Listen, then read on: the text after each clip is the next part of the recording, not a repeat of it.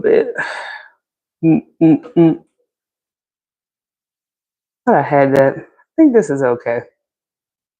I had a storm come through here earlier. Had to make some adjustments. All right, y'all. So it's another late night. Um, whew, cool.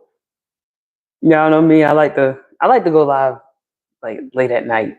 Um, and I know it's inconvenient. Like, I mean, I've gone live during the day, but I have to say, having the two kids, my 1 year old and 2 year old, it is so convenient to watch them. Now, last night I pulled something new. I actually was doing a live while putting them to sleep. That was eventful, and as always, I learned a few things from the live. I learned, it's really enriching to go live because you get to interact with people. I've got plenty of shorts up. I've got plenty of VODs, video on demand videos up, but it's something about going live. Um, Still getting the hang of it. Hey, Pop. Still getting the hang of it. But I don't know, like I don't know. I just like doing all three, right? Trying to figure out how to get my thing going. Well, anyway, the title of this video is Self-Awareness is Important because last night live just kind of shined a light on I don't want to say American culture, but I'm gonna work through it. I'm gonna try to work through it. So, you know, there's one of my top people in the chat. He's on here all the time, and I hope he pop in tonight, or maybe I'll catch him another night. Sometimes he comes in, and I was really thinking about the conversation we left off with in the last live, and it really resonated with me when he was like, you know. Um, Hello, I can't pronounce your name, so the last part I'm just say Galt. I don't know if that's how you pronounce it.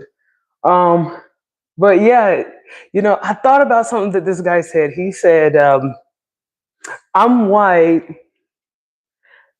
That doesn't mean I speak for the white community."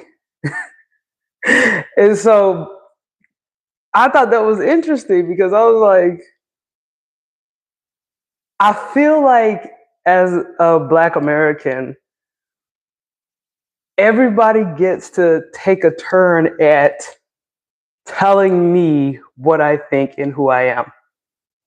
And I think that my people here in the United States are the only people who are always told, like, our culture is manufactured, right? So it's like who you are, what you believe in, even all the way down to your diet. Even everybody wants to make us afraid that Trump, I appreciate the sub, by the way. Trump is going to take Black history out of the schools. And, it's always this fear that Black people are just this group of people that everybody needs to save or everybody needs to define. But especially like on the liberal side of things, because I was really processing this, right? It was like I was just sharing my opinion about Father's Day. And just from the perspective of myself, for the conversation to go from my personal experience about Father's Day to who are you to speak on Black issues as a Black person? I just felt like the question answered itself, right? um, and I didn't even really truly mean to make it a race issue. It was just personal. I get up, I go live. Not that I get up and go live because I just be up. So I just be like, kids are down.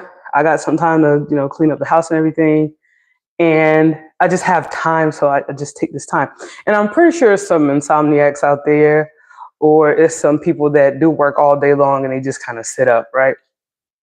And so I'll just be like, ah, it doesn't hurt to just kind of, go live, just see, get the temperature, who's out there or whatever. No big deal. But I really think that it's important to have this conversation about self-awareness because I'm very, very in tune with who I am. And, oftentimes, as you could imagine, people would, when you're really in touch with who you are as a person and when you're really connected with yourself, a lot of times people want you to doubt yourself because a lot of like spending time with yourself and understanding who you are and having your own convictions, that's a challenge. Most people are so busy trying to fit in the mold or they're so busy trying to gain acceptance from people. I get trolls and stuff all the time, right? And, when I first started this, it was like, dang, why are people so mean? But then at the same time, it's like a lot of times when I do get trolled, it's by people who don't have, profiles, pics, or whatever. They always hide their identity. They see something really mean and then they go about their business. And it's a lot like real life. Like if you can hide who you are, it's it's like this moral question that was posed when I was in grade school. If you could be invisible for a day and you could do anything for 24 hours and never suffer the consequences, what would you do? We live in a world now where we can do things like that. The internet has given us a virtual mask to where we can say things we wouldn't dare say in person. I'm gonna check out the chat real quick. I appreciate the likes. I appreciate the comments. I see something down here that says people don't like people who have an understanding of themselves. Exactly, holy acid. Shout out to you. Absolutely. And I just feel like I've been doing this and I've been vlogging for a while. And I'm thinking, I'm learning how to deal with the chat. I'm learning how to deal with criticism, and I'm learning how to deal with trolls. Holy Acid also say a world without repercussions is a world I don't want to live in.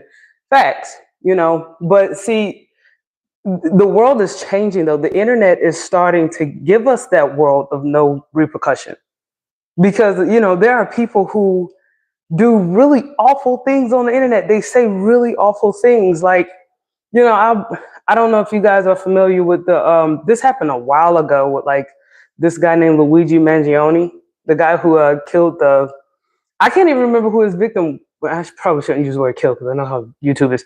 He unalived this bigwig in the medical industry or whatever, and everybody was so happy that he did it to this that he, unalived a person.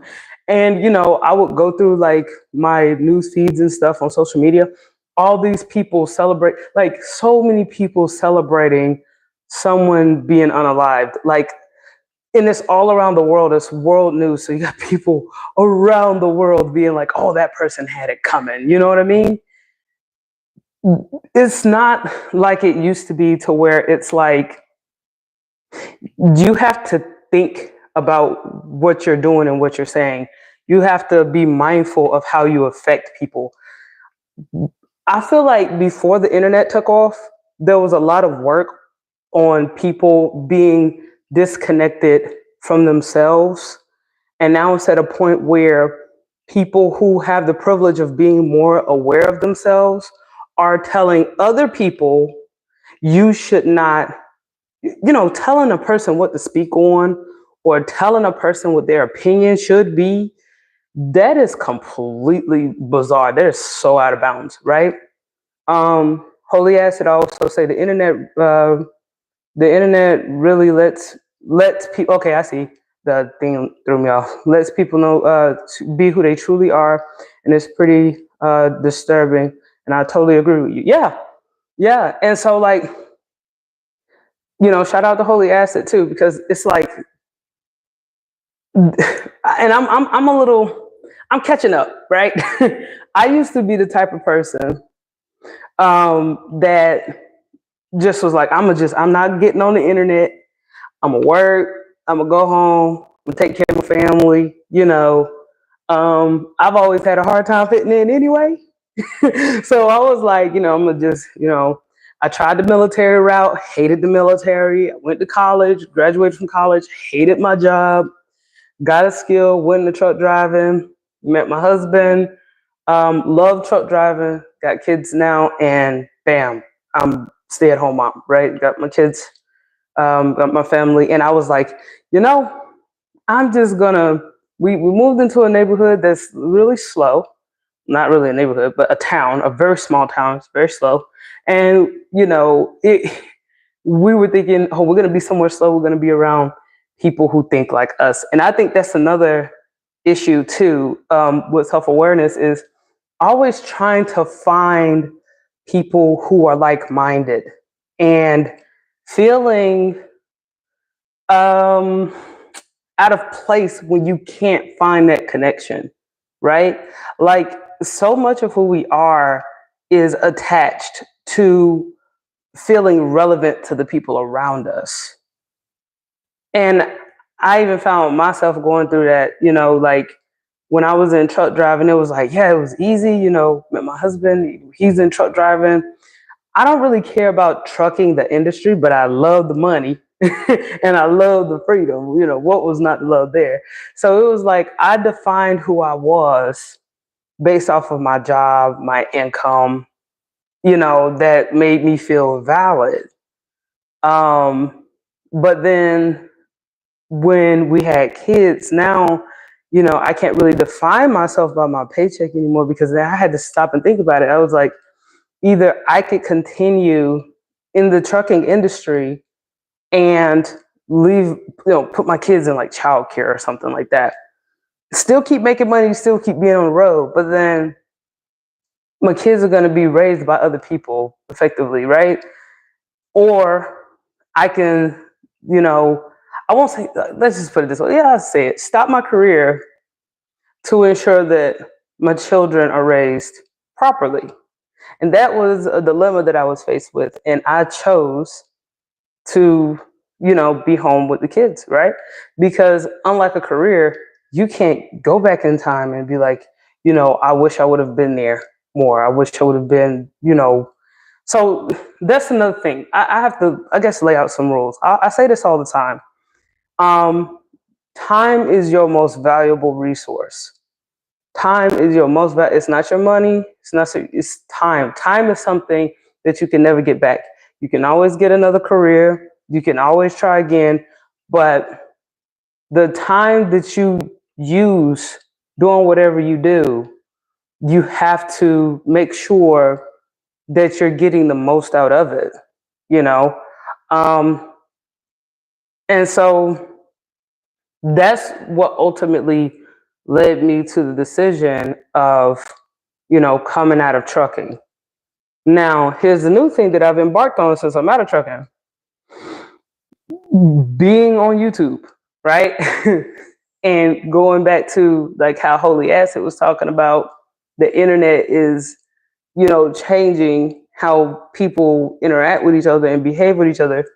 I'm pretty grateful that I'm home because now I get to catch up with life, if that makes any sense. Like there I came home and I'm not trying to be like disrespectful or anything, but I came home during the time where like Lizzo was a big deal. Like, body positivity, that was like a big deal, right? And, this is when she got really, really popular for being severely underdressed and kind of like in this like thong, and she was like shaking her butt in front of everybody.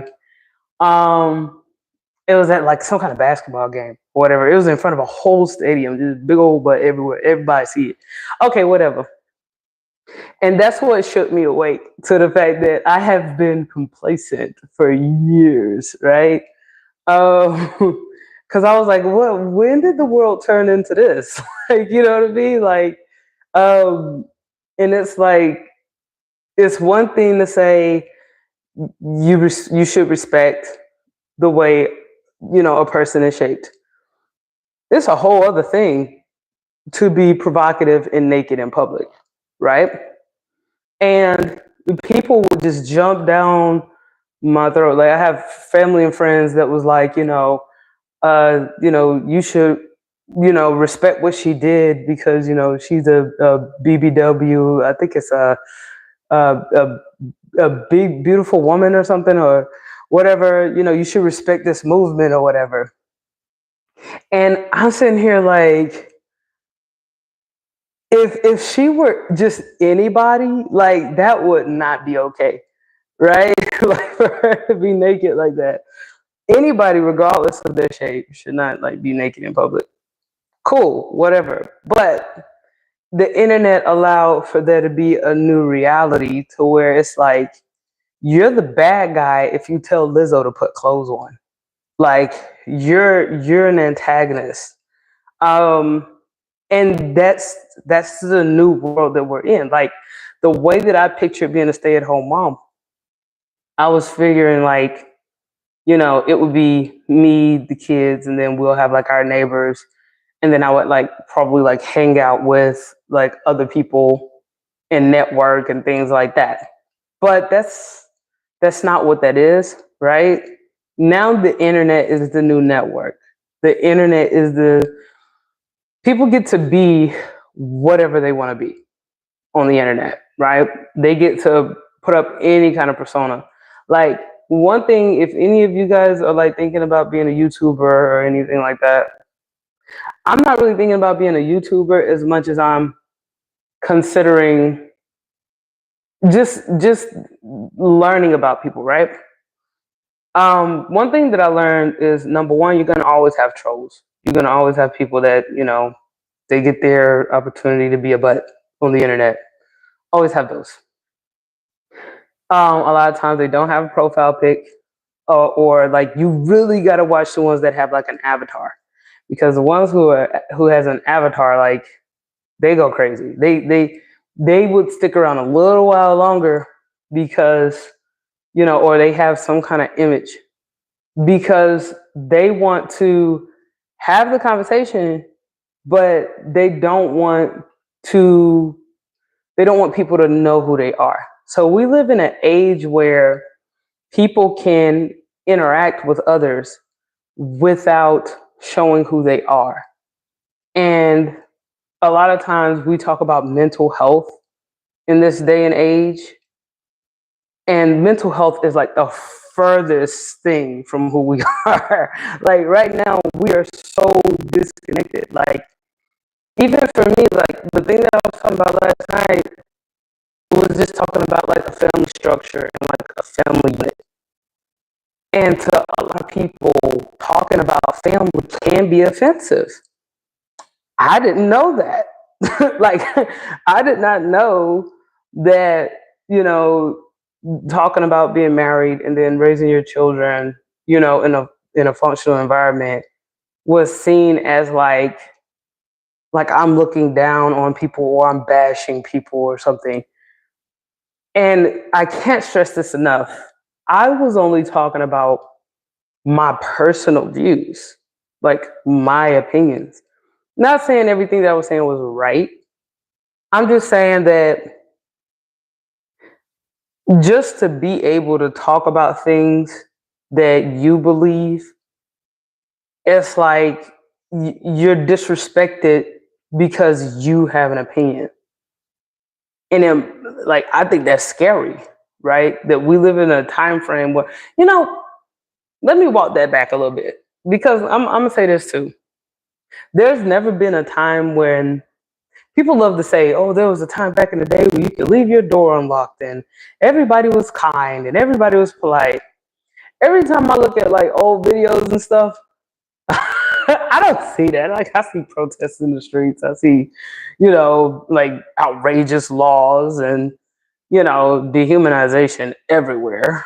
You know, it's just now I think that we're a little more educated and we're a little more privileged. So you would think that we would be a little nicer because our lifestyles are easier, you know. I mean, but we're not. And then this, like I said before, we're so out of touch with ourselves to where like last night was a wow moment for me because I was like, all I'm doing is expressing my opinion. But me being able to express my opinion was so offensive to one of the viewers. And it was like, I'm not the type that will defend what I think because my thoughts are mine, right? But at the same time, it made me realize that there are a lot of people out here who feel like if they say how they really feel or if they talk about what they really think, that there will be repercussions for that. And that is alarming. So I guess what I'll start with is this with self-awareness.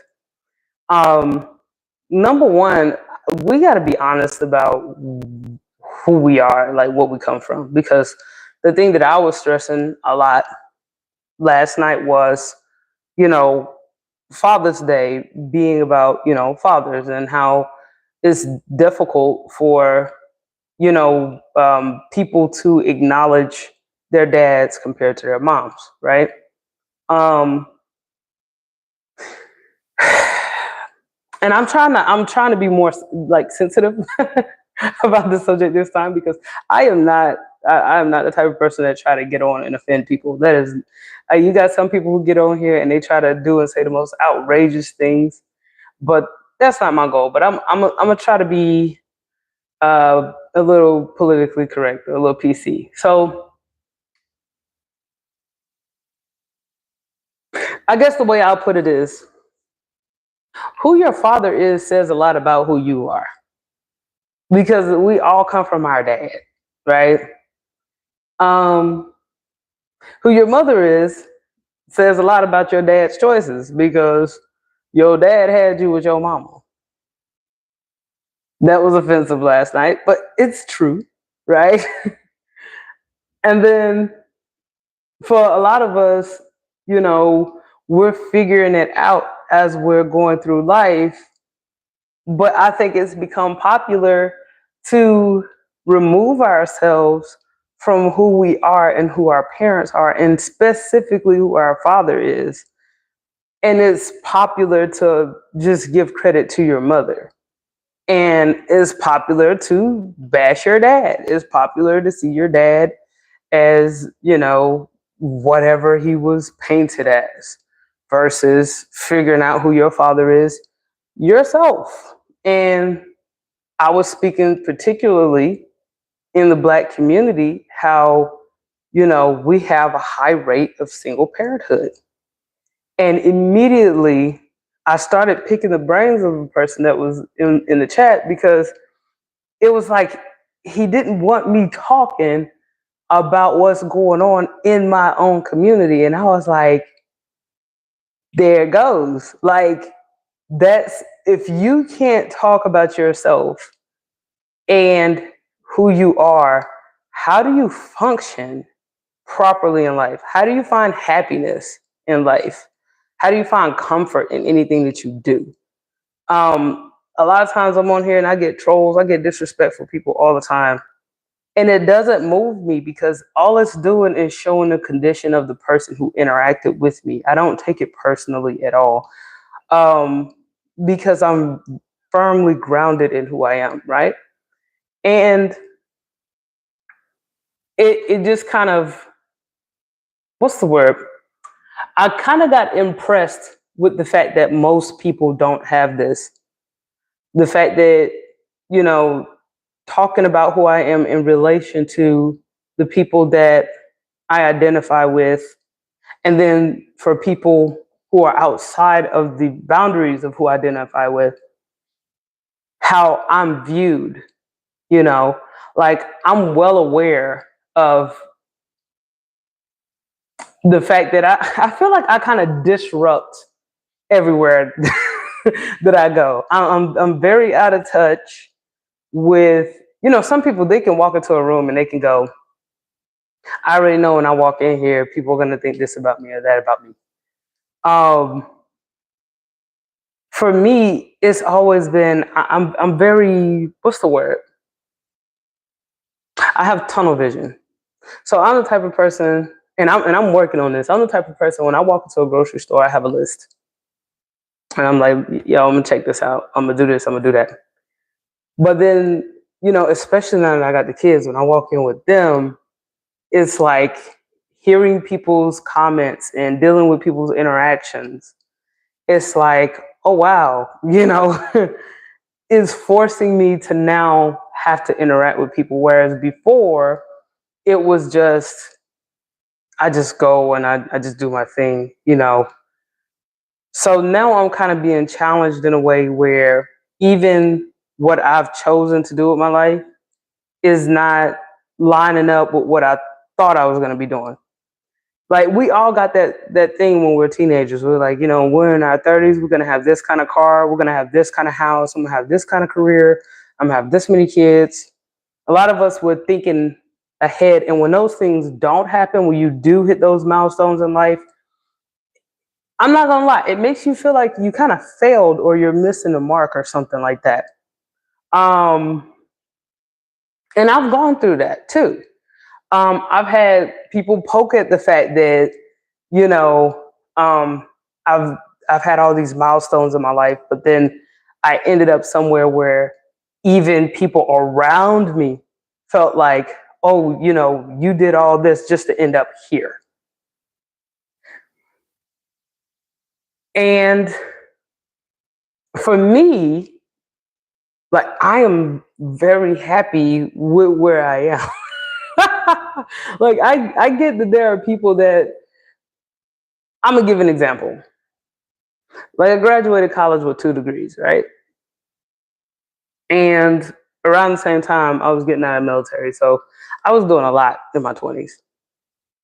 And so a lot of people were like, okay, now that you've graduated college and you're in the military, it's like most people are like, oh my God, now you can become an officer. You can go from enlisted, you can become an officer. You're so smart that you got your degrees while you were in the Air Force, because that's gonna, pretty much step promote you.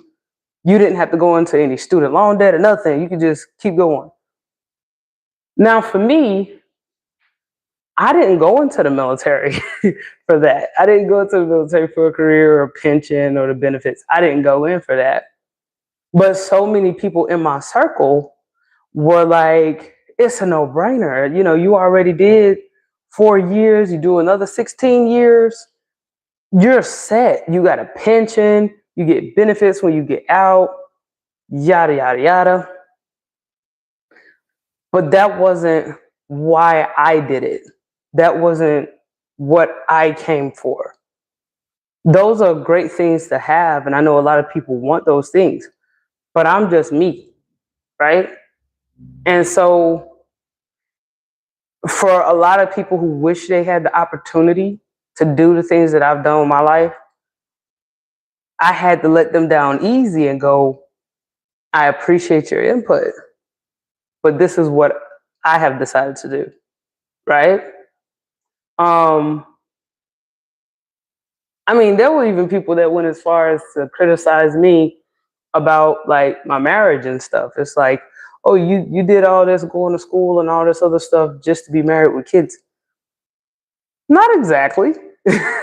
But I just felt like if I'm going to be committed to somebody for the rest of my life, might as well get married. I mean, it's like, I'm not thinking about jumping. Like there's this thing called serial monogamy.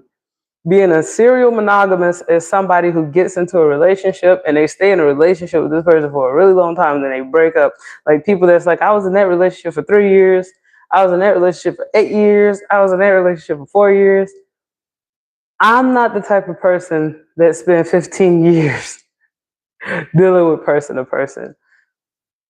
And frankly, I'll just be honest, I don't have the capacity for it.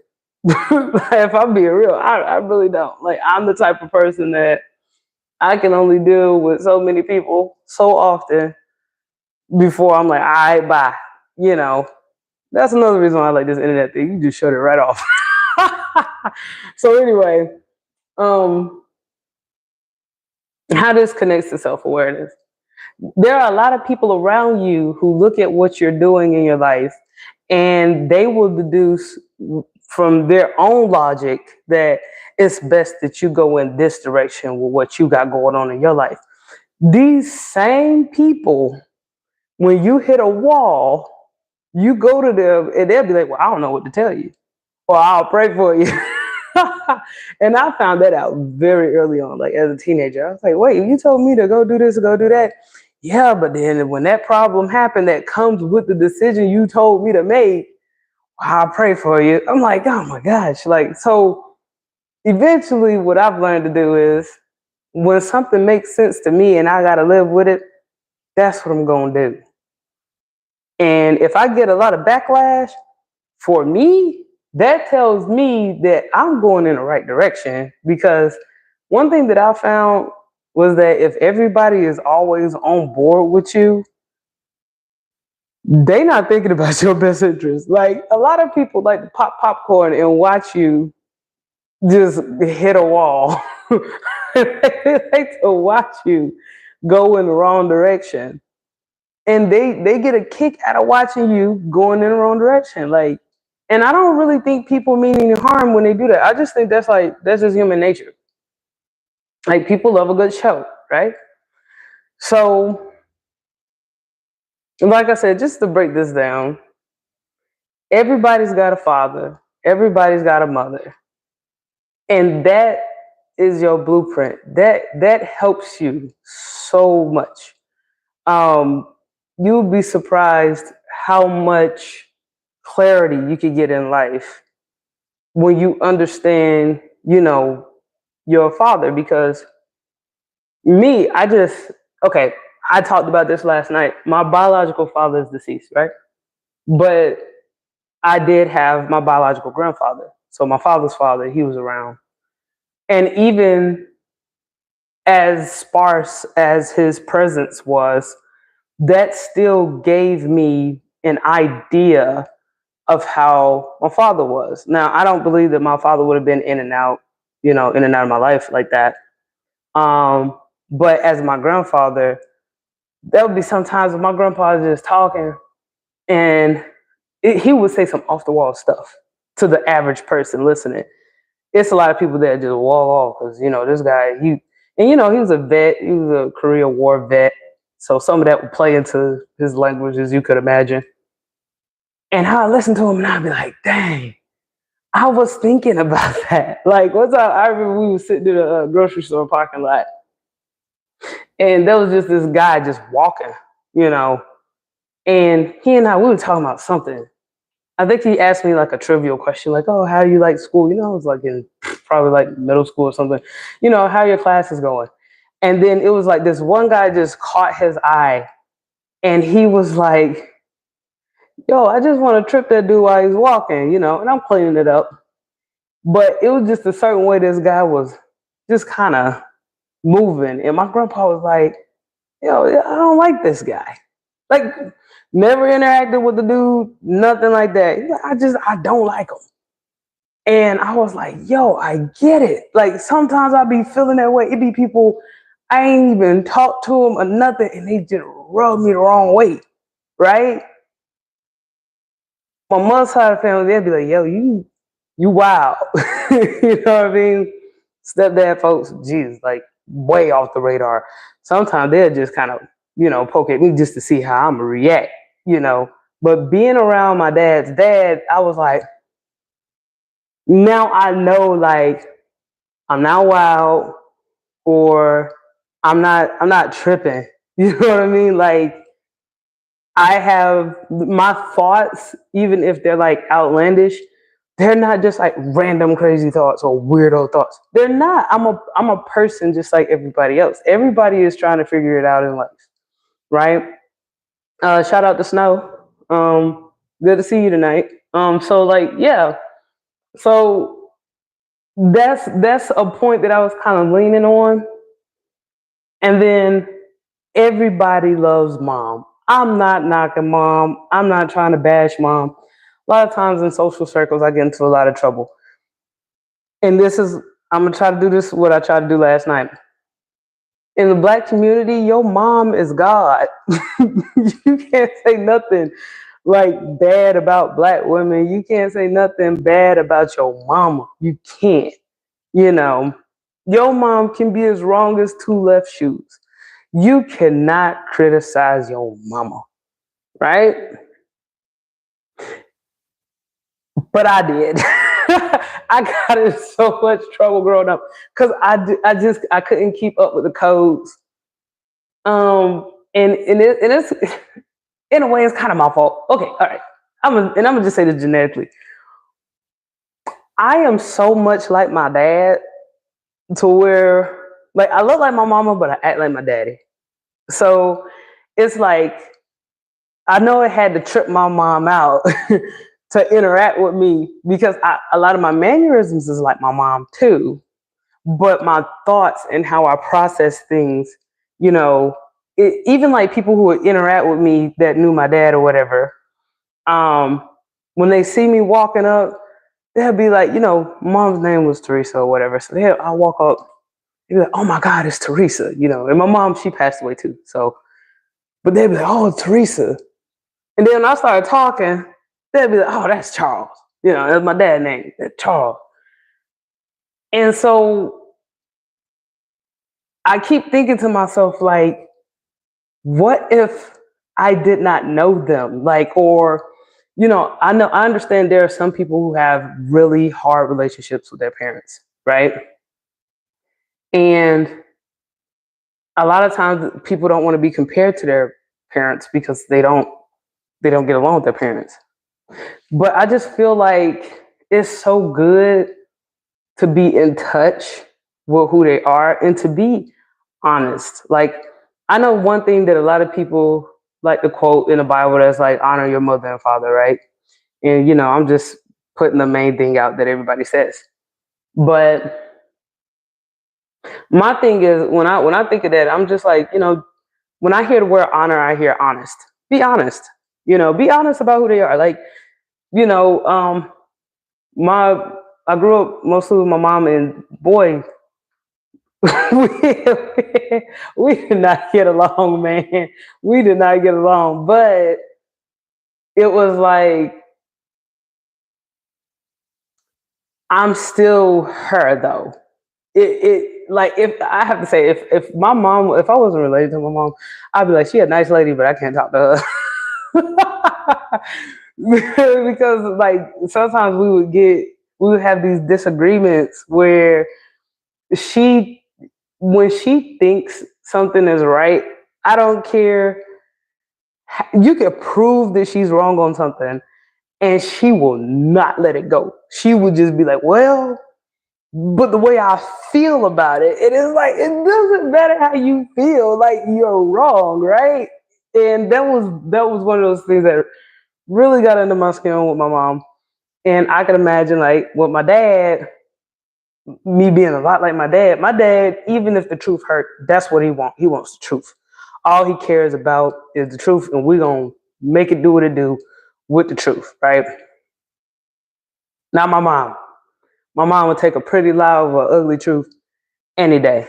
Looking at the chat, Snow says, "Yeah, I know I act a lot like my dad, even though we have completely different ideologies." Yeah, and see, like, and I think that's another thing. Like, shout out to Snow, and even like what Holy Acid was talking about earlier, is that on this conversation of self awareness is people we're all complicated, and a lot of times, especially with the internet these days, it's like we're we're in this mindset that the way that I feel and the way that I think has to be right all the time because there's always a group on the internet that validates how you feel. Any opinion that you have, any controversial take you may have, there's always a group of people that think the way you think. And when you find somebody that disagrees with you, it's so easy for people to like attack you and stuff. And when it comes to like, or you to attack them and like not really feel any repercussions. But um but as far as like, and I'm starting out with like parents because, I think we're getting away from the idea of parents and it's alarming. Like I used to think that people who just don't deal with their parents, that's like a one-off thing. But now it's like we're like normalizing being disconnected. Like how Snow was just saying, like, having different ideologies with his, with his dad. It's like it's okay to have different ideologies and still be civil. And you would be surprised how often people will just be like, "Oh, this person think one way, so I don't talk to them anymore." That's not normal. Like, okay, I understand it happens, but to push this idea that just because somebody's different, that they're a problem, that's not normal, then that's not okay, you know? And I think a lot of times, again, leaning on this point, when you know how to be civil with the people who brought you into this world, it really helps you with everybody else. Like I said, with my mom, like we used to bump heads a lot. But at the end of the day, I understood like that's still my mom. You know what I mean? Um, and I think the fact that I was able to, I don't know, have peace with that allowed me to be able to deal with more of a broader scope of people, right?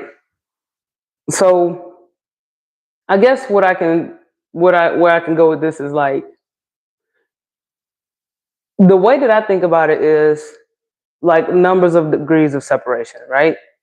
So the way that I count it now, I know there's different formulas for degrees of separation, but with zero, you got yourself.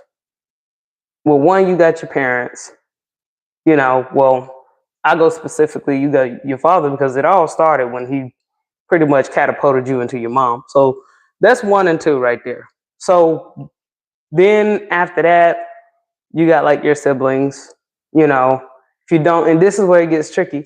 But see, even with the parents these days, it even get tricky with that because you got a lot of people who don't know their dads, who don't have a relationship with their father at all. And this was something I was just kind of talking about last night when I was saying like, 8 out of, I heard some statistic where close to 8 out of 10 children in the Black community, are born out of wedlock, right? And I've even talked to some of my Black female friends and stuff who are looking to get married and stuff like that. And it's hard to vet the guys that they're dating because traditionally you want to introduce the guy that you're dating to your dad, but if you don't have a dad, you know what I mean?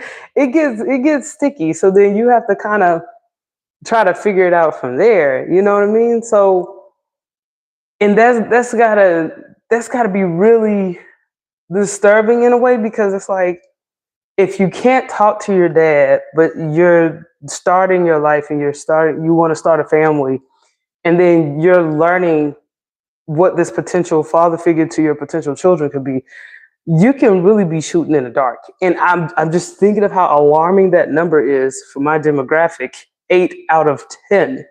And then I'm always watching, Black media, and right now the biggest buzz is about like how Cam Newton on his podcast, he was interviewing, I can't be Simone, I think the lady's name is, and she was talking about how you know uh, men are destroying homes, but they talk a lot about Black issues. So like Black men are starting families, not raising them, yada yada yada. And it was just like a lot of times people blame the women. They're like, well, you knew that guy you were dealing with wasn't worth a hill of beans when you got with him, and it's always the woman's fault. you know. Um, but then I just feel like that's one of those things where it's like it's a cycle. It's like you can't really blame the woman. Well, you can't really blame them. I mean, it takes two to tango. But anyway, let me look at the chats real quick before I get, because I'll talk in circles all day about that. I just need time to process. I don't want to make sure. I want to make sure I'm staying on with my audience. It says, Snow say, yeah, I know I act a lot like my dad. Yeah, I saw that, different ideologies. And he said, there's a lot of kids who don't know their moms also, or both parents. Yeah, yeah. And so like last night, like I said before, I was only leaning on like my community because I'm not one of these type of people that want to talk about everybody because at that time, I'm not gonna lie to you. Last night I was having like a me live because I was in my feelings and I was like, there are so many things that was this. I just kind of was like, I don't know, mind vomiting, if that's a term. But like, yeah, like I'm aware that a lot of people are dealing with this to where they're not growing up in family units. And I guess, the guy last night, he probably didn't get my disclaimer in the beginning of the video where I was like, all right, I'm going to try to build this while I fly it, because I knew I was kind of jumping all over the place. But when my thoughts are everywhere like that, I kind of like to talk about things that I know from my perspective. But Snow, I do appreciate you clearing that up and saying, there are a lot of people who don't know their parents. And again, I can't stress this enough. Last night I talked about how I grew up in a very sheltered environment. And then if somebody tuned in late, it probably could have come off like I was just like, yeah, if you're not married, you trash. That's not what I was doing at all. I was just saying like the environment that I grew up in, it was super churchy. It was overbearing. It was highly judgmental. And I was just like, yeah, like I thought that this impossible standard was normal. And then I was approaching everyday people like, why you ain't go to church on Easter? Like, because that's what I was like surrounded by. Like my parents, my mom and my stepdad, they were so strategic in who they allowed around me growing up. I'm not going to disclose my siblings because they do have social media presence as well, and I think their brands are more on other things. Mine is more of like a vlog type, so I like to protect their identities and stuff because they do different stuff. But anyway, yeah, I just started this. They was like, "Oh, you should start too," but I was like, "Dude, I am gonna try not to mess up y'all's brands." Because I'm just plain cornflakes. In the chat, I got Lead Quarter Trucker. He says, you're supposed to be different. We don't have to agree, but that doesn't mean we have to do battle over it. No one can make someone else's mind theirs. Yeah, you'd be surprised on this internet though, especially on these lives. Like, I'd be wanting to go live during the day so bad, but I got a 1-year old and 2-year old. I'd be chasing them down all day. And y'all, we had such a good day today. We had some thunderstorms come through here for like the last week and a half. So when the weather started clearing up, we went outside. It was so nice. And then right now they sleep. So I've tried to go live with them. Let me not get too happy because Jazz, the 1-year old, yo, she get me. Yeah, she's still asleep. Yo, y'all, I pulled out all the stops today. Like I took them out. I took them to the playground. Um, I baked them some cookies. I always bake them cookies. They love baked cookies. But like, yeah, like I had some beans that you know, I let it sit overnight, all that good stuff. The seasonings did their thing. One of them like beans, the other one's like rice, and then they both love barbecue chicken. So we were just having a good old time. So I got to do some cleaning up because they slow down when they get full. So it was really cool. So anytime I can chime in on here, it's like, yeah. So I'm sorry if I'm neglecting another part of my audience during the day, but nighttime seems to be the right time because I ain't got to worry about neither one of them taking my mic off my shirt or grabbing a camera stand and running off, as you may have seen in some of the videos. But anyway, Lead Quarter says always division, no coming together. Then I see Snow say exactly. Snow says, sorry, I missed it. Been moving for the last 3 days. New house. Hey, shout out to the new house. And hey, I appreciate you too, Snow, like, because you do bring up some really cool points as well. So yeah, but I'm still trying to get the hang on when to go live and stuff like that. But like I said, I am balancing the two kids, so crazy world. Lead Quarter Trucker says the children who don't know their parents because their parents are, because the parents are just makers aren't parents, not parents. There's a reason you should follow order. Oh, geez, Mr. Hammer here. Snow says true. y'all probably need to come up on a panel because every time I'm live, y'all be in a heated debate. Y'all every single time it says so. Snow say true, but there's also kids who don't know one or more parents because tragedy too. Yep. Lead Quarter Trucker say true. I like how y'all are like true, but true, but true, but. Hey, it's Pride Month. True, but shout out to y'all. Um, but there are more made from carelessness. The tragedy is understandable. The other reasons are just excuses. More may be IDK, says Snow. Sometimes they may be better off without their parents if they shouldn't have had them in the first place. Who knows? Always dropping these two, y'all. I'm telling you, when I really get my stuff together, I'm gonna see if I can bring y'all on the panel. Like Snow, I don't know if you're down for it, but y'all have some pretty good talking points. Someone's number no one will take accountable or accountability. It's only the second time. I saw the first one as a civil decision. Yeah, so something that Snow says is like that's why this topic is so heated too, because it's easy for me to say, oh yeah, with self-awareness, you should start out with your parents. And it's easy for me to say because, like, I don't know if y'all ever watched this show called Fallout on Amazon, but there's this, like, or play the video game Fallout, and it's like, you got this basically, to paint the scene, it's like a nuclear meltdown, and then there are people that are in these underground vaults, so they get to avoid the blast of the nuclear war or whatever. And the people who got to avoid the blast, yeah, shout out to Snow. You know what I'm talking about? Like, I watched that series over and over. I can't stop watching that series. Well, I'm like a vault dweller. If you know anything about it, I'm a total vault dweller. Like, I am so green. Like, when I first started watching that show, I was like, somebody understands me.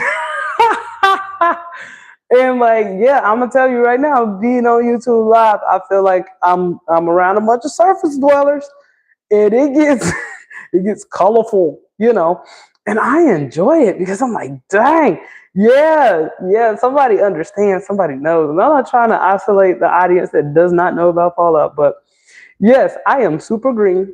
So the idea of being like, oh, it don't matter who your parents are, what if you don't need your parents? Because you know what? Let me tell you something. I have seen cases where people ain't had no business having no baby. Like, at all. Like, isn't it crazy that you have to do so much to buy a car, to buy a home?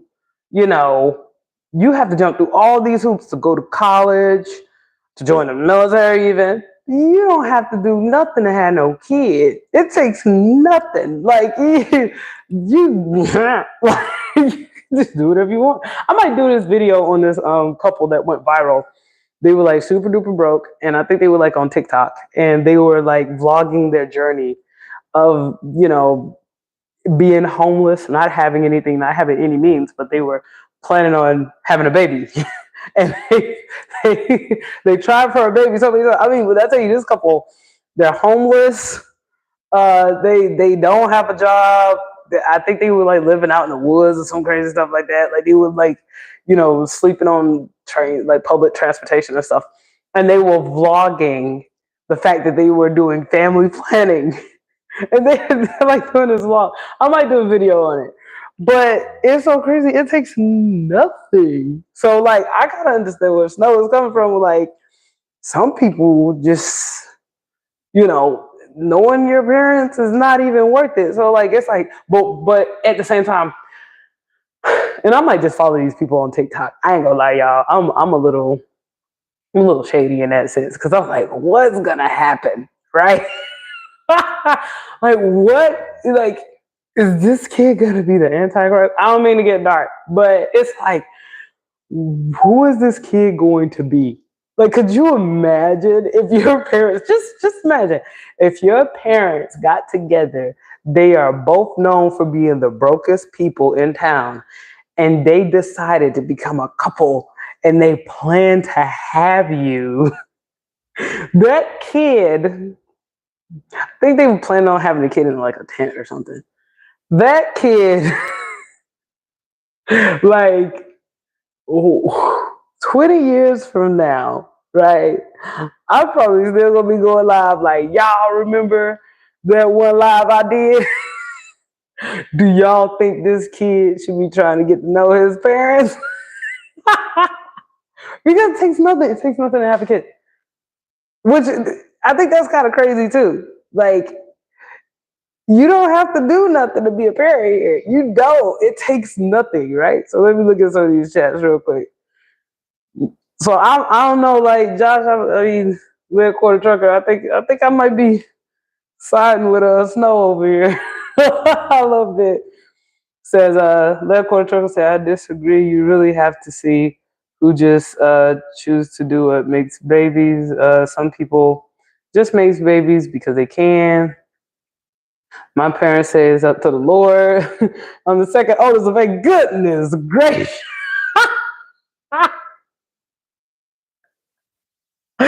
Oh my God. How was that having Yo, I only got one younger sibling, and it's hell. Like, I could not imagine. Uh-oh, here we go. Speaking of younger siblings. Um, okay. So I'm just curious. What is it like being the second oldest out of 8 kids? I'm just curious. And I'm gonna be right back, y'all. I gotta go get Jazz. I'm gonna be right back for a second. Hold on.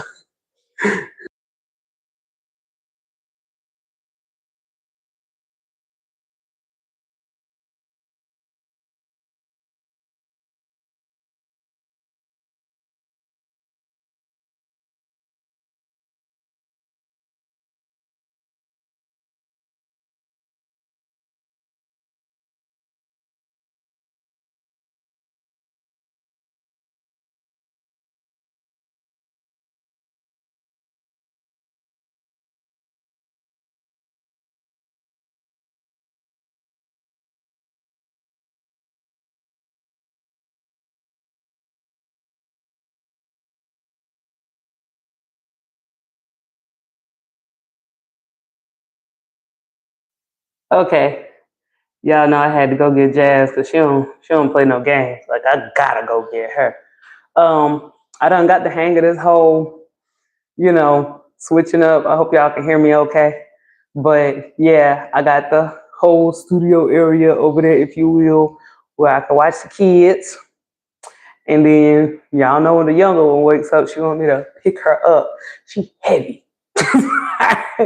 So I gotta hold her till she go back to sleep. And then I ain't gonna lie to y'all, I don't mean to be using y'all, but y'all do help me. Y'all help me put her to sleep because she, when I be reading these comments and laughing at them, like, it kind of helps her go to sleep and stuff. Let's see. Yeah, because I was wondering, like, geez, I couldn't imagine. Oh man. And now I gotta ask, like, I hope it's the same mom and dad because man, I got half siblings and I am not thrilled about it. Especially because like the medical records, I can't stress this enough. Their medical history on their daddy's side of the family is very different than so then people be like, hey, your brother this and your brother. I'm like, that don't come from me. Like, but anyway, it says the headquarters said, yep, some people who won't do what they clearly can do, just literally read nonstop. We all know about that. That would be the plan for you to be successful. Yep. Jazz, she gets up. She's a trip. Snow said, "Oh boy, well we have an older sister, so I have an older sister. I'm also only. That's gotta be fun when your family. Like, I couldn't imagine having an older sister. I think I might have an older sister. It's kind of floating out there that my dad had a daughter before me. It's floating. And one of my siblings actually showed me her profile. She looked like my daddy.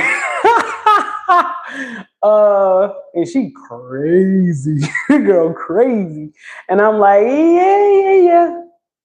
Got my maiden name. So I'm like, maybe. You know what I mean? Like, but I did reach out to her and she was on some gangster stuff immediately. And I ain't for it. I got no drama in my life. I'm like, I'm not looking for. So then, you know all the math I have to do. I have to learn about who her mama is, and then I have to deal with the fact that, cause see, my dad's folks, they don't talk about her, right? So it's like I can't bring her around family functions. They're gonna be awkward, because they're like, "Hey, yo, just we don't talk about her for a reason," Like I hate that family. Well, I started to lie. I started to say I hate that families do that, but I don't because I get it. Sometimes you have a oh baby, and then when you have your real babies, okay, it's not to discount your baby, but I think that's why the world is such a terrible place. Like, because could y'all imagine, like, most people are like uh-ohs. Like, if you think about it, like, most people, they not made with love. So, I mean, this is probably why everything's so jacked up. And then, see, I don't know. I don't want to tread into territories that ain't mine, but I cannot imagine having a big sister. I can't. I only got one sister. She's the youngest, and it's just wow. I just can't. I can't keep up. I'm the type of person when I get overwhelmed, I drop the ball and I never come back to the game. I don't. I just be like, nah, I'm good. Snow said to me, I get it because it's part of survival of our species. What? Like, just keep having kids to have them? And I think that's the thing is like, okay, now I'm thinking to myself, I'm not trying to be insensitive or disrespectful. I don't know really the terminology is put there, but it's like now this live is starting to get a little more intricate because I was thinking, oh, you always start with your parents, and then after you're done with your parents, then you have to figure out who you want to be in the world. But it's like, let's just be real. We all just out here. I feel like I'm at an advantage because I'm not gonna lie, I'm the favorite. I was the favorite. I am the favorite. I was always the favorite. Even when people in my family try to act like I'm not the favorite, let me put it to you this way. If I ask for something, and if one of my siblings or my cousins ask for something, it's gonna come to me. Like, now, do a lot of my family members tend to get along with my other family members compared to me? Absolutely. But all I care about, I don't care about getting along. I care about getting my way. And yeah, like, okay, like I got a cousin, hands down, she's my grandma's favorite, right? But I don't judge favoritism based off of how much my grandma like her compared to me. Again, I judge favoritism based off of can I get my way? And as long as I can get my way, I don't care if you never invite me to the cookout. Could I get the car keys if I ask for them? Yes, that's all I need. Like, and then that's just how I am. Like, again, like, whether that's right or wrong is not my problem because, like I said before, I got my way. It says, Snow says, but at the same time, I think we have luxury actually choosing to have kids. Yes, that is a luxury. That too. Like being able to make a decision on whether or not you want to be a parent is like it's I didn't okay, open up time. I really didn't think I was gonna be able to have kids. Like for 10 years, I just, after 10 years of trying for kid, well, I didn't try for a kid for 10 years.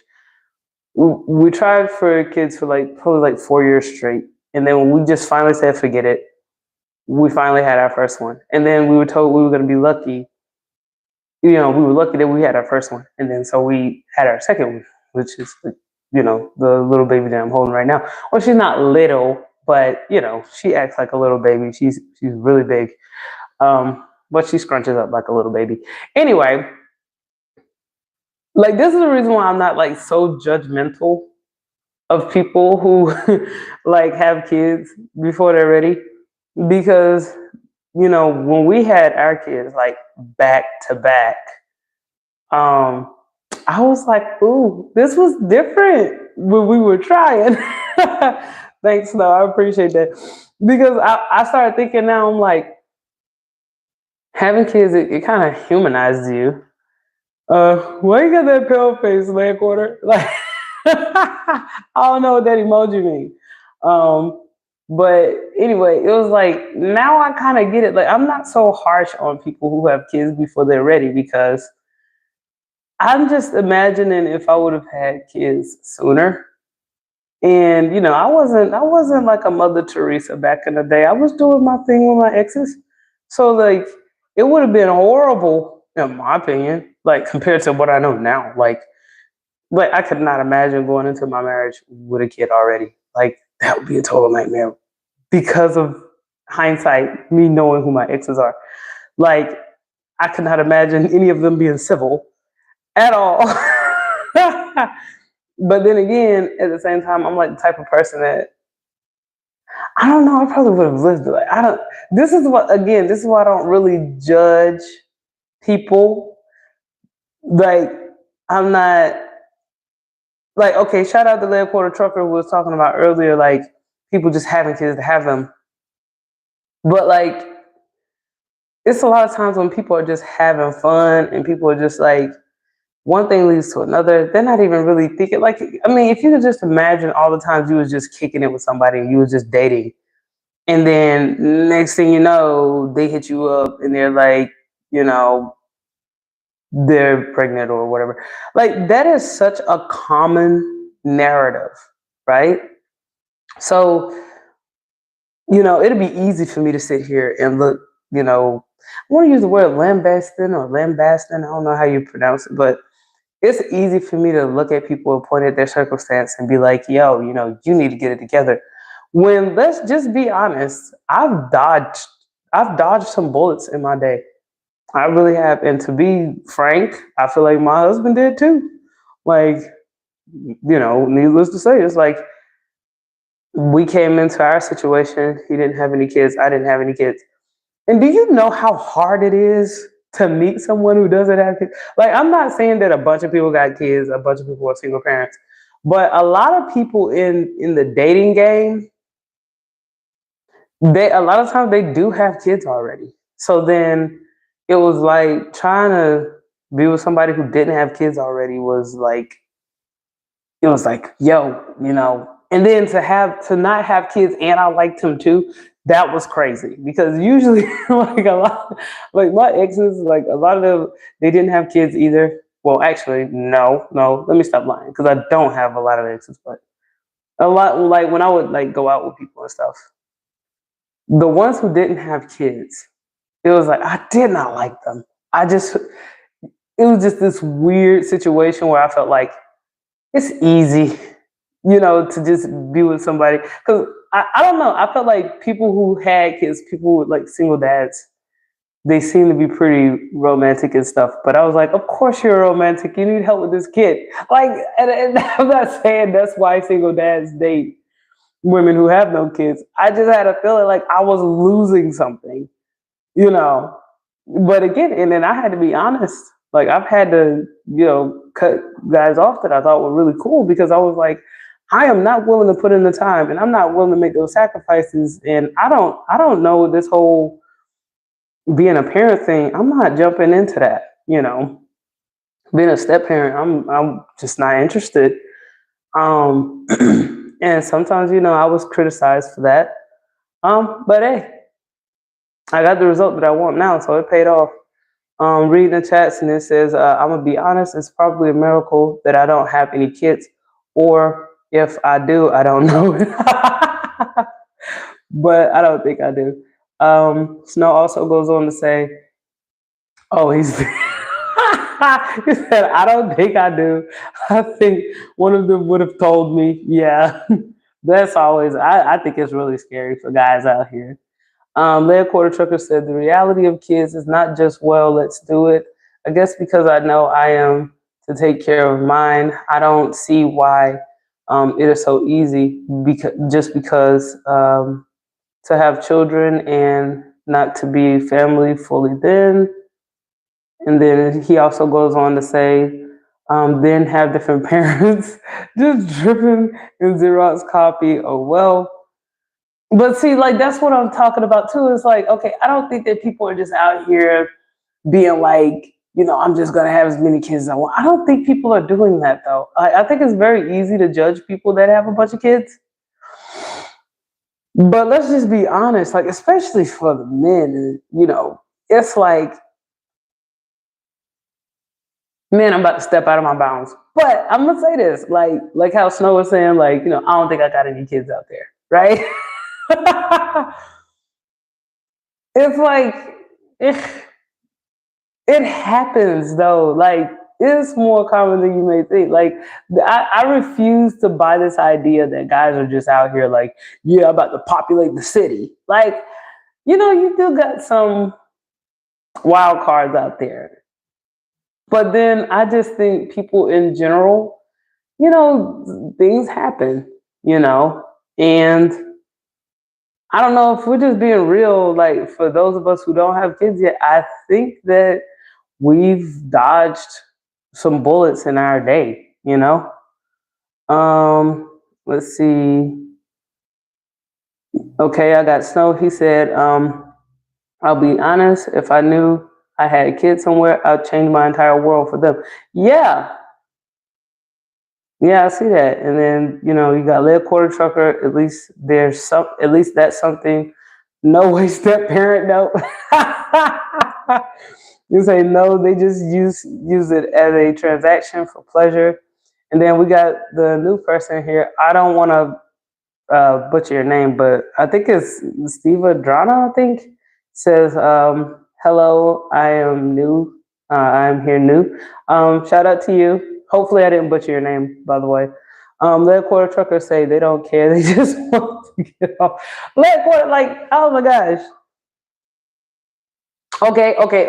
This is how I feel I feel like that's a hard take. I really feel like just being like, oh, people who got kids before they're, stable, they just want to get off. I don't think that. I really don't. I just feel like, again, like from the perspective of the topic of self-awareness, right? Like, let's say if you would have messed around and had a kid with somebody that you had no intention on having a kid with, or even worse, somebody that you thought was a person who wanted to be with you, turns out she wasn't serious about you. That a lot of times that happens. That really does happen. Or, a lot of times I know we always hear the narrative of the woman who, thought she was in a serious relationship, thought that the guy was serious about her or whatever. And, especially when guys have kids and it wasn't their intention. Because we got to be really real about this too, is that a lot of times guys are just having a good time or whatever, and it happens, right? So it's very easy to end up in a situation that you didn't intend on being in. Let's see. The quarter trucker goes on to say, "You think they care if someone gets pregnant?" Yeah, I do. I actually do. I think that I think that most guys just, then I don't even think that they're even thinking past the moment. I think they're just having a good time, you know. And sometimes a good time becomes consequential. Like, to be honest, like, I can't tell you how many times a guy was with a girl and he didn't have his stuff together, or he's not ready for like a long term commitment, you know, or like especially like a lot of guys who live with their girlfriends, or like a lot of people get into like codependent relationships, for example. So that happens a lot. And then especially if you're dealing, I can't say this enough. Women, we play with men's emotions a lot. We exploit how men feel a lot. And a lot of times it's out of immaturity, because I don't know why. Just like in my younger years, I wasn't like malicious, but at the same time, I was always like kind of testing the boundaries of the relationship. I don't know, because I just felt like, like how women just find stuff to pick a fight about. I used to be like that when I was younger. I just felt like the relationship was most likely not going to be long term. There's always another guy around the corner. I was in my early 20s. So, I just kind of had that mentality. Now, I will say the difference between me and a lot of girls my age was I was not throwing my pudding all over town. Now, I wasn't going to do that, because I wasn't going to be that girl to where 4 or 5 different dudes get to be like, I wasn't going to do that. But I'm just saying, like, it's a lot of people that don't think past the moment, you know? Snow says, my longest relationship was a lesbian in the end. I hope she's doing well and is happy.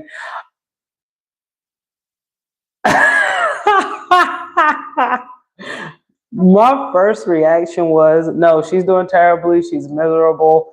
Because, and listen, I'm not trying to be negative. I'm really green. Lesbians have a high divorce rate. And I have to say, it is hard living with another woman. Like, when I was in the military, I had 2 female roommates, and it was hell. It was it was horrible. I was so glad at the end of that lease. I don't know. Maybe it's different if you're a lesbian, though. Maybe you like living with the person that you're dating. I guess it's implied, but I'm just saying the nature of women is so catty, So hopefully, I mean, I don't know, like, but you dodged a bullet. Like, I would say you dodged a bullet. Like, I can't tell you how many times I've met like chicks who got with a dude to have the kid, and then after she had the kid, she, oh, I don't like men anymore. Thanks for the kid. Like, you don't want that. That's terrible. Guys get serious. Let Cody Trucker say, guys get serious. They have to learn themselves. Yeah. But then what about those guys that think they got something special with a chick and they don't? You know what I mean? Like, what about those guys that they think they put so much into a relationship? Because that's what I've seen. I've seen guys that, they're with a chick that they love and everything else. And I'm not gonna lie to you, even as being a woman in a relationship, things get real. I could not imagine. Man, that would have been a nightmare if I would have had a kid with my ex. Ugh. So many people are living with that, man. And I'm trying not to be insensitive about it. It's easy to look down on somebody's situation if it's not your situation. But I'm just trying to, with Lead Quarter Trucker, I'm just trying to gauge, like, especially like from a man's perspective, you can't tell me you haven't been with a woman and thought that everything was great, only to find out that, you know, she has some reservations that you didn't know about. And it only further complicates it when there are children involved. And it's so easy for children to be involved when you're doing a nasty, right? Snow says, I lived with her for a while. After we broke up, it was fine. Yeah. Says, no, I can't. So, like, yeah, so I don't know. I think that's another thing too. Like, even when we deep dive into talking about like relationships, like the dynamics between men and women and stuff like that. Um, I think a lot of people try to find themselves in people that they're dating as well. Like, instead of how to put it. Oh, excuse me, y'all.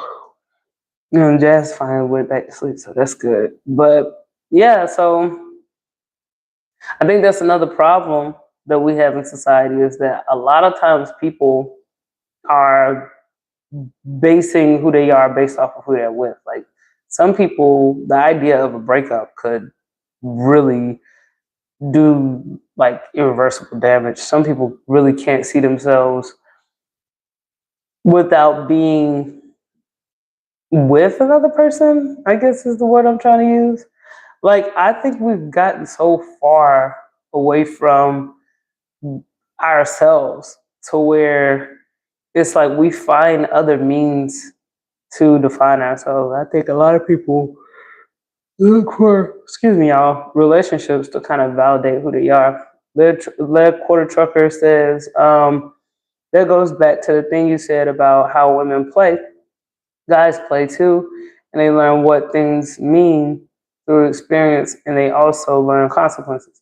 Yeah, like the majority of people, I don't think people are just out here trying to fail or out here trying to be in, trying to be a single parent. I don't think people intentionally do that. I really don't. And I think a lot of times people put the cart before the horse too. I think people get extremely invested in their relationships, and let's say when a kid does come into the picture, uh, that forces people to think in ways that they didn't think about the relationship before. Like, it's easy to find a way to cope with the person that you're dating, because here's the thing: having kids forces you to look at yourself in a whole new light. Like, when Snow was talking about earlier, if he ever found out he had a kid, he'd change everything within a blink of an eye. There's so much work that comes into, needless to say, raising children, right? But there's also so many things, so many changes you go through as the individual as well. So, not just that, but both parents, like, you start growing in ways that you never would have grown otherwise. Lead Quarter Trucker says, always have to be real honest. It says, you have those who do you, excuse me, you have those who do you have to recognize it and transform. Okay, yeah. So I mean, I like how we always end up in like a relationship thing. Um, I think that's like a major part of being young and being social too. Is like,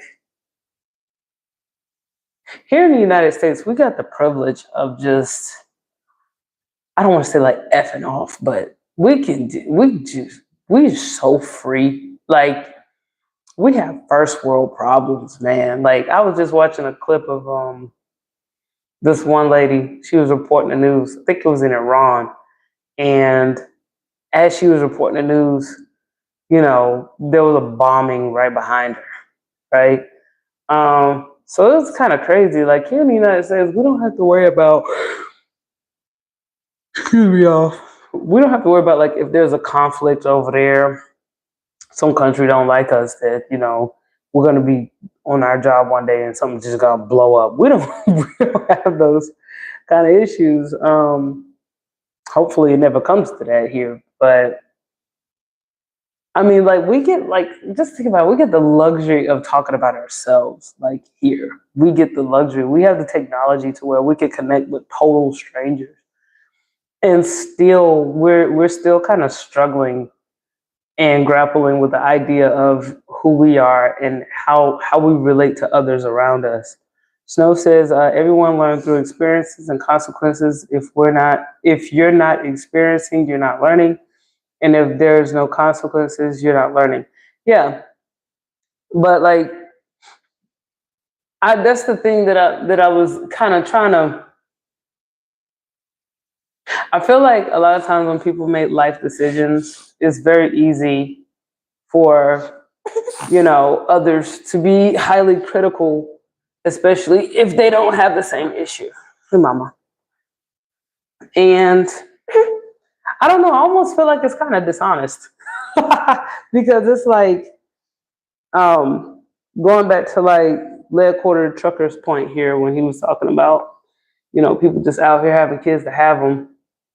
I think people, like I said, I think people are just really, really invested in their relationships, and a lot of times they think like everything is just going to fall into place. And it's easy to feel that way because, it's easy for you to go, well, we've been close for this long, so why would this person ghost me? Or, I mean, it's an immense amount of pressure raising a family. It really is. And that's another thing, too. Like, for people who are not married before they have children, for people who just have like a oops situation, right? It's like, is it? I'm just wondering what you guys think. Like, is it? Like how people they get married just because they got a kid on the way. Like, is that necessarily the right way to handle that? Like, especially like from a man's perspective, because I feel like that's also like another issue is that people just be like, oh, I just want to do the right thing. But is that necessarily the right thing? Like how Snow was talking about earlier, like if you were to find out that you did have a kid floating around out there, would you feel obligated to take care of the child's mother as well? Um, because like even this ties back to like the beginning of the video because I was thinking to myself, in order to really know yourself, you got to identify with your parents. And once you identify with your parents, then it creates a lot of closure for you, is what I was imagining. Um, but the more that I look at the feedback here and I talk about it out loud, I start to feel like maybe I've reduced something so complicated. Like just because it's simple for me because of my sheltered upbringing and my circumstance doesn't mean that it's like simple for other people. Snow says, in my opinion, the right thing is dependent on the circumstances. Okay. But I'm just saying, like, when you were saying, oh, I guess what you're saying is, because earlier you said, you would just change your whole surroundings and everything. You would change everything. So I guess it just depends on the person. So, like, maybe what I'm getting from it is like, if she's already married to somebody else, you'd probably be like, okay, I don't want to be with her because she's already married or something. Or if she decides to co-parent, then you'd probably be like, oh, okay. Like, or is it just like whatever she wants to do? That's what you, okay. Okay, cool.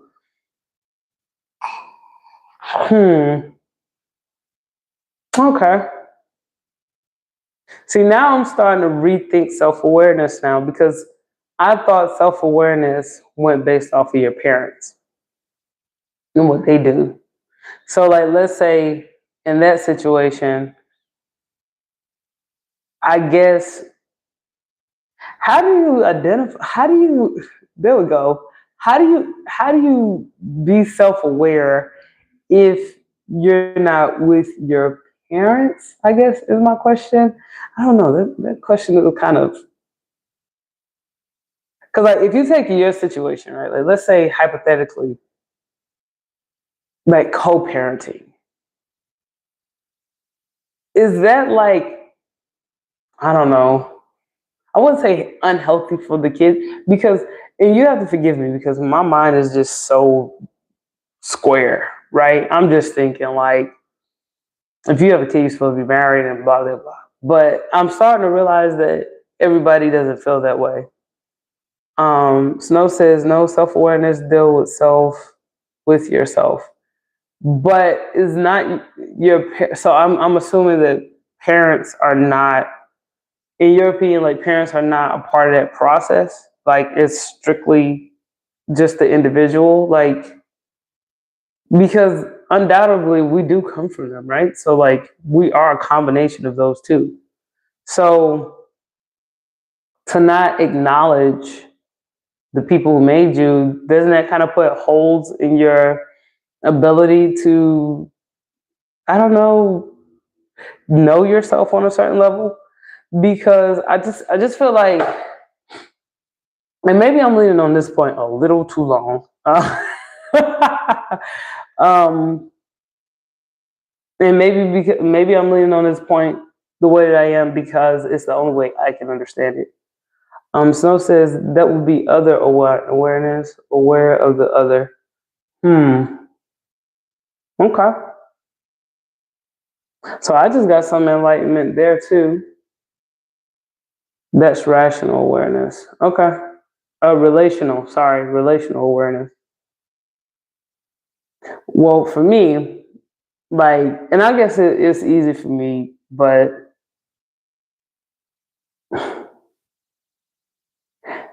that's the thing about, okay, for me, it was easier to get to know who I was through like my family structure, right?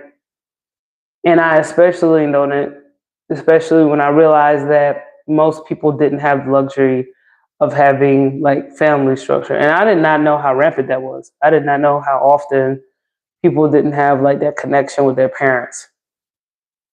So I just took advantage of it immediately. Um, and I don't know, I was in a sheltered environment too. I was in an environment where my parents were very big on, you know, me being able to express myself and things like that. So for me, it was just like, you always start with step one.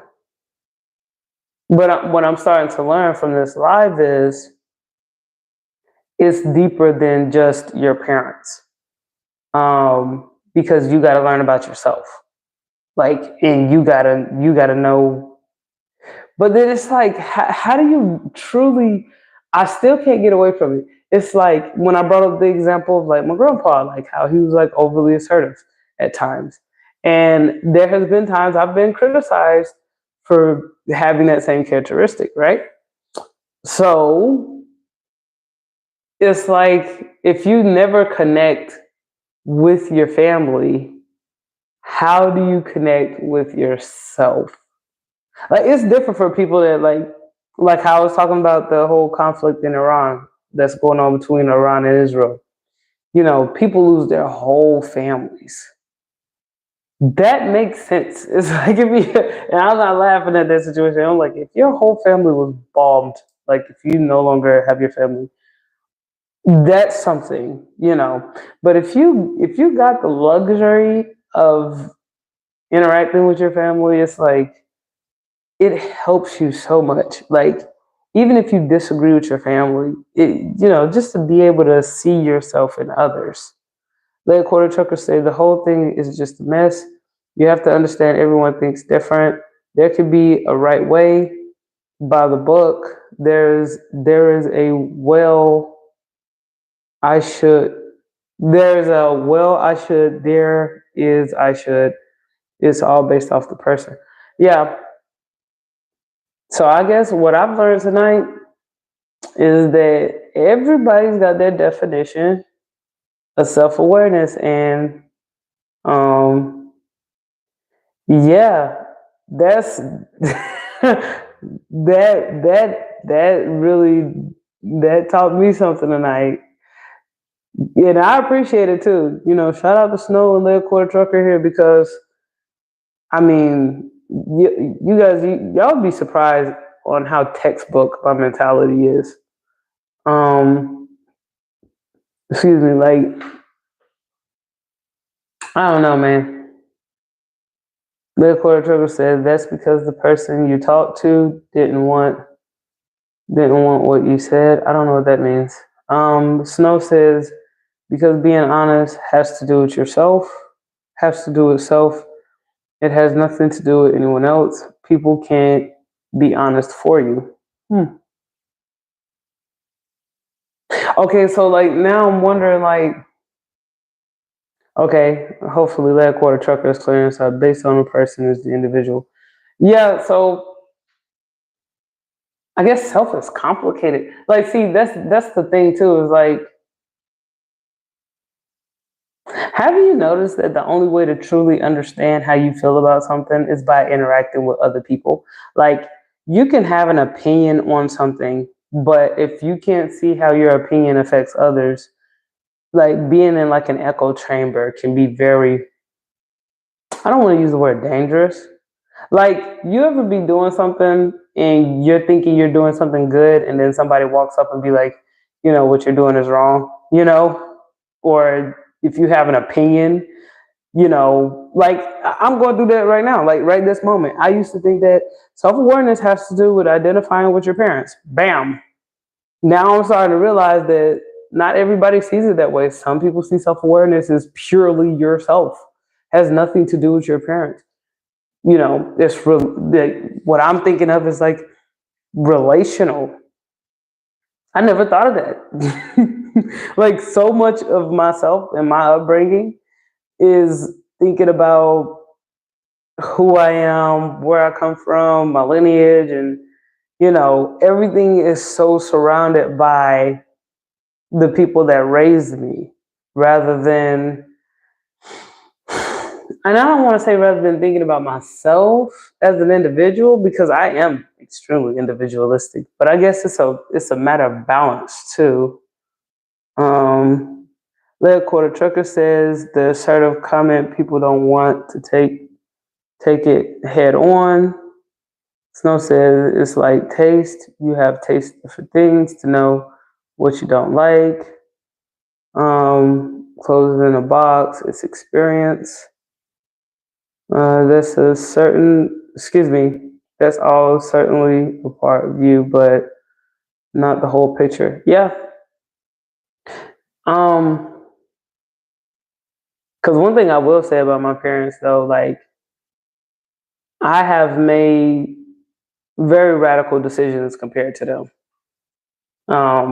Like, my parents, they never really wanted to rock the boat. Um, they kind of they will get in where you fit in type folks. And even if they were uncomfortable with a situation, they would just roll with it, because they didn't like making decisions that would make other people question them. They always wanted to fit in. Like, acceptance was a major thing for them. For me, getting my way, like, I don't care if I'm not accepted. Like, being accepted, in my opinion, is, I feel like that's for marriage. I'm sorry. I just feel like your spouse should be the only person that accepts you. And then there are times when, your spouse might not like you so much, and that's okay too. But as far as, getting the approval of others, I am so glad I never had that bone in my body, wanting to be liked. Like, I certainly don't want to be hated, but there are a lot of people, like, my parents not fitting in for them was like, that was like a death note for them. Like, that was like, if they were ever not invited to something or something, man, like, I think and then shout out to my stepdad too. I think being content with myself. I think my stepdad instilled that. Well, no, I'm not. I don't think he did instill that a lot compared to my mom. And then, like, my dad, he passed away when I was still a toddler. So my dad's side of the family, still to this day, they're into some old, if you're not with us, you're against us type energy. And it's like, you got to go with the flow. And it kind of helped me understand too. I don't know, maybe I get what Snow is saying when you're saying that, you got to figure out your thing for yourself. But for me, it was so much easier. It was like I was able to crack the code getting to know my parents, like, and even like how people would interact with me too, because I can't tell you how many times people would tell me, oh, your mom would do things this way or your dad would do things this way. And people actually get the nerve to be upset with me because I didn't have the same mentality as my parents. So, like, let's say my mom, like, she cook all the time. I cook all the time. Growing up, she cooked for everybody. It was like she did catering for like every event. So then after she passed away, people expected me to just like step in and cook for the entire family. I'm like, I have a job. Like, not to say that my mom didn't have a job. It's just that my mom was so devoted to like feeding the family. My mom would literally take off of work so that she could start cooking for family events. I was like, I am not missing no money for my cousin's second baby mama's brother who just got out of jail. I don't care about none of that. Like my mom, on the other hand, her thing is, oh, he's getting out of jail. You need to make sure you. I'm like, listen, he's a criminal. He's getting out of jail. His freedom is good enough. I don't need to go to the grocery store and make him a meal. Like that's crazy to me, right? But then that kind of helped me understand, like, when people did come to me, it was like, your mom would have done this, and your mom would have done that. And it's like, now I had to tell people from where I'm standing from my vantage point, like, that's her, this is me. People expect certain things from you based off your relationships. It's like, just because I'm her daughter doesn't mean I care about the type of stuff she care about. And maybe it's the community that I grew up in too. Now that I think about it, because, you know, it's very collective. It's like, if your dad was known for this, you got to be known for this, or if your mom was known for that, you got to be known for that. Whatever, right?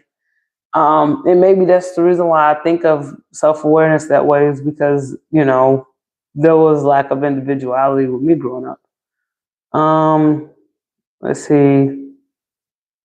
Lead Quarter Trucker says it's like changing pages in a book, or you correctly turning pages in a book, then a chapter, then to series, and then Snow said a bit, but also the next page is only half filled, and you kind of have to make up the rest as you go. Yeah. So that's something, and maybe it's a dynamic too. This is what I'm starting to realize too, that you know we talked about earlier, like people who didn't like grow up with their parents and stuff like that. So maybe the social groups that individual may choose to be a part of, that would you know um, affect the way that they view themselves. So then I'm starting to realize that I'm coming from a very unique background, and I'm glad that I had this live tonight because it actually helped me out a lot. Because I oftentimes I walk around being like, why is everybody reinventing the wheel? And it's not that people are reinventing the wheel. It's just that people, they have differences of their background, and just because a person's background is different than mine doesn't mean it's necessarily worse. That's something that I've learned. Because again, like, as I talk about this, I'm starting to realize that the environment I grew up in, everybody was like, it's like you're a part of this big group. It's like this big gaggle of people. And shout out to Charlotte. I'm from Charlotte, North Carolina. And, Lead Quarter Trucker will attest to this. Charlotte is like a big bubble of people. And it's like everybody knows everybody. Everybody's in everybody's business.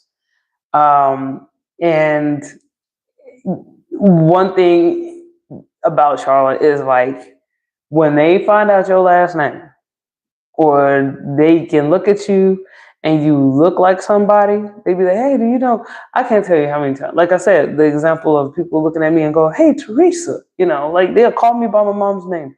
Then when I start talking, they call me by my dad's name. So like it's like from the time people will interact with me, They call me by my parents' name. So I already know out the gate, like my mom's reputation, you know, and then I would think, my dad's reputation, right? Like, what was he about? And I would have to let people know real quick. I am not nice like them people. Like, I'm not a nasty person, but at the same time, my parents were the type of people that looked out for everybody. And in my opinion, I feel like the people that they looked out for had them in situations where they did not end up in a good place. And especially, you know, this idea that if you keep doing right by a person and if you keep helping a person or you keep putting a person before your own needs, that eventually that person is going to appreciate you. My parents were both very guilty of that. This whole, yeah, if I keep looking out for this person, that person's gonna look out for me. And that day never comes. And in fact, it's so sad. Like, even after their dying day, like years later, like those same people that they used to help out and stuff, they would look at me and be like, hey, your dad used to do this for us. I'm like, yeah, good for him. Or, hey, your mom always did this for me. Yeah, I remember that. Like, for me, I'm like, yeah, I already know how this goes, right? So I'm thinking, because of my background, that's probably why I was like, oh yeah, it's your parents. Because the environment that I've been in, everybody called me by my parents.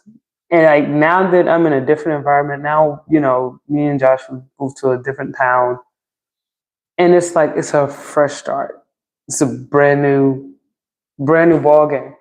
And this is another reason why I like doing the lives too and interacting with people, because it kind of gives me an idea of when you remove yourself from the environment that you knew was toxic and you finally make the decision to remove yourself from a toxic environment, you want to be careful not to continue to look for opportunities to engage in your old habits.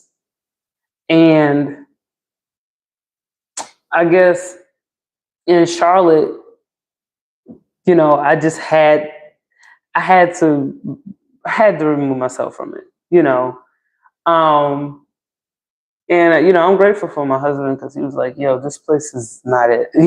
So I listened to him and we moved, and I'm grateful for it. It's actually kind of nice because it's allowing me to just kind of detox and think a little bit more about subjects like these. Um, Snow says, but the catch is that it's not predictable. You never know what's gonna fill in the blank until it's filled. That's the consequences. And Lead Quarter Trucker says, yes, it is unique to the person. No two are the same, kind of like a fingerprint. Each is different. Yeah. So like, yeah, I mean, this was a lot. This was a lot to process tonight. And I learned a lot. And I'm also learning to be more individualistic from a lot of these lives. I might see if I can start doing some lives during the daytime. I don't know, but I'm not gonna lie. It's so much easier to do lives while I'm putting the kids to sleep because it's just so. I don't know why. Like, I guess the kids fall asleep better when I'm talking. Um, Well, during the day, I ain't gonna lie, man. I be chasing them around, and it's so much fun. And I mean, I don't be. I remember one time I was trying to run around, do a live with them, and one of them took the took the phone, and just knocked it down on the ground during the live. I was like, oh my god, it's crazy. So it can get a little wild with the kids in here. Snow says some people take advantage and it's deplorable, but if you think about it, are you gonna stop being a good person because of bad person out there? Um, See this, okay, now you open up another can of worms with that question because see, this is what I ask myself all the time. Like, what makes a good person a good person? Because a person who's constantly being taken advantage of, I feel like that's a form of a bad person. And I know that sounds really mean and it sounds like it's like victim blaming, but I just feel like if a person allows people to mistreat them, that's an indication that something is wrong with that person. I know that's kind of mean. Like, most people don't want to look at the person who's being taken advantage of like they're the bad guy, but that's just how I feel, right? um, I believe being good requires a lot of maintenance, and a part of that maintenance is like, if you know a person is taking advantage of you, the other side of being taken advantage of is enabling. And you got to be careful when you're on the victim side of things, because if you're enabling a person, like, who's worse, the person committing the wrongful act or the enabler who's allowing the person to commit the wrongful act? So for me, there's been a lot of situations where I've had to literally like remove myself, because I could see that no matter how I interact with a person, it was just going to end up bad, you know, even if I had all the best intentions. So, um, like, shout out to Lead Quarter Trucker. We were talking earlier about the word ingrate, like what an ingrate is, and how it's so easy to confuse an ingrate with someone who's like a bully, or someone who has a form of I don't want to say narcissism. I use the word supremacy over another person. And it's like somebody who's an ingrate, like, they're never grateful for anything. Like, they will never be thankful for anything, right? Um, like, they just feel like, you should kiss their butt all the time. They're gonna always feel that way. There's never anything you could do to make that person respect any effort that you've put into the relationship. So when you realize that somebody has that attitude where they're entitled, and there's nothing you can do to fix that or change that, then you have to be honest with yourself. And regardless of how you feel about that person, you have to make sure that you're creating a space for yourself that's tolerable. So, you know, in my opinion, anybody can do things wrong and do things bad. That's easy. But to be good and to do things right, oftentimes we think about taking the effort to do things right, rather than, making sure that we keep our lane clean. Like, we always say, you should stay in your lane, but at the same time, you have to make sure nobody else is in your lane, if that makes any sense. Like, sometimes you got to check people. And I feel like a lot of times good people don't check bad people. And that's why bad people kind of get to have a field day with good people. So that's one thing I'm starting to realize as I get older, is like, you can give a person a lot of chances to get things right, but if they already know you as that person that will do that, they'll. So let me see.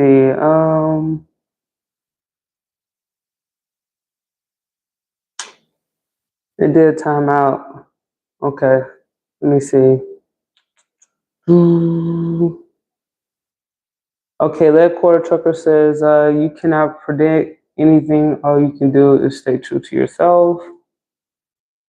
But you have to, yep. And then he says, yes, there's a difference between us, but if you think about it, if it was a bad person, yeah. So, like, yeah, you guys are talking about the thing too. It's always a conundrum. Yeah, that's an excellent question. There are people who look for ways to take advantage of the actual good person. Yep. And then Snow says, in my opinion, the majority of people who get taken advantage of are good people. But that's partly why they get taken advantage of. It's an interesting thing to think about. Yeah. Like, I feel like some people, though, you ever know those people that's like, they're always talking about what people have done wrong to them? Like how they're always the good person, and somehow somebody just found an opportunity where I'm all like, there was one thing like in my personal life where I used to really put myself out there for people. And, sometimes you really go the extra mile for folks just to be let down. And I used to say all the time, like, well, I wasn't bothering anybody. You know what I mean? Like, you came to me for help. That was something I used to say all the time. And then there was always that expression met with that saying, which was, nobody held a gun to your head. Like, nobody made you do it. Thank you, but I didn't make you do it. It was your choice to do it. So then that's what kind of took me on this journey of being more, I don't want to say combative, but more wise in the way that I move, if that makes any sense. So yeah, that's a that's an interesting way to bring that up. Interesting way to bring that up. Mm, mm, mm. In my opinion, the majority of people get taken. Yep, I read that. If you don't earn it, you don't value it. You will suffer. Being good is hard because there's always someone ice skating uphill. Yep, you can always choose you, them, or what one else. Yep. It says abandoning your values and principles, and Snow also says, this is why I think balance is truly key. Be good, but self-aware, do good, but be others aware. Yeah. So yeah, it's a lot to think about. There's a lot of good points expressed tonight. Um, but yeah, man, it's a lot for me to think about because I honestly, a lot of times when I do these lives, I don't even. A lot of times I come in starting these lives thinking one way, and then I leave out thinking another. Like, so I really do appreciate the insight and everything, guys. But Jazz is asleep, and I'm gonna tell you something about putting the baby to sleep. When you hold a baby that went to sleep, makes you sleepy too. But I appreciate all the comments. I appreciate everybody who stopped in and everything. And I learned a lot. And maybe we'll talk more about like, being a good person, you know, um, because that's a very interesting topic too. Especially when we're talking in relation to people who take advantage of good people, right? So I'm gonna call it a night tonight, and I appreciate everybody stopping in. Shout out to Snow, shout out to Leia Quarter Trucker. It's always good to see you guys in the chat, and shout out to everybody else, the new people who subscribed and everything. Um, Tomorrow, I don't know. Like I usually plan these lives based off of what the kids are doing, and yeah, they both taller. They be running around, man, and then they can reach stuff. It used to be a time where I could put Jazz on the couch and be like, okay, I can go do this real quick. Now this girl gets off the couch by herself. And now like you'll turn around and you'll be like, oh, I didn't think she could reach that. So like, yeah, it gets a little hectic during the day. I might start trying during the day, but I don't know. But it's always good to see you guys at night too. Snow says, have a good night, y'all. Still moving for a while, but I'll be around. Hey, shout out to Snow, man. And I do appreciate the perspective on this because there was a lot of stuff that I didn't know. Medical Trucker says, have to fit right to get the full picture. Sometimes it takes a minute. Yeah, so but yeah, you guys, y'all have a good night, and I'll catch y'all on the next live. I'm gonna go lay this big old baby down because she heavy. All right, y'all. Y'all have a good night.